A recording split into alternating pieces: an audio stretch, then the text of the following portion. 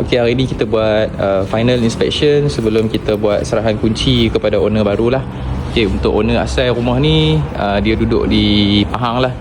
Dia duduk di Pahang, jual rumah di Sungai Petani. Memang agak jauh untuk buat urusan penjualan.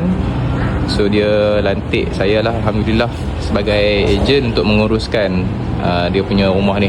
So hari ni sebelum kita hand over kunci, saya nak clearkan dululah rumput-rumput dekat tepi ni supaya kita dapat hand over dengan elok lah. Antara benda yang kita kena check adalah tunggakan bil lah.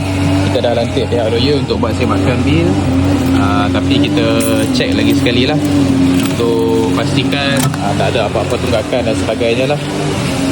Untuk anda owner yang ada hartanah nak dijual di negeri Kedah dan juga Pulau Pinang, yang tak sempat nak menguruskan disebabkan oleh jarak yang jauh, tak sempat ataupun tak tahu macam mana cara untuk jual, anda jangan buang masa lagi. Okey, anda boleh hubungi saya, Min Ejen Hartanah. InsyaAllah kita akan uruskan penjualan rumah anda dengan lebih mudah, lebih pantas dan juga lebih selamat.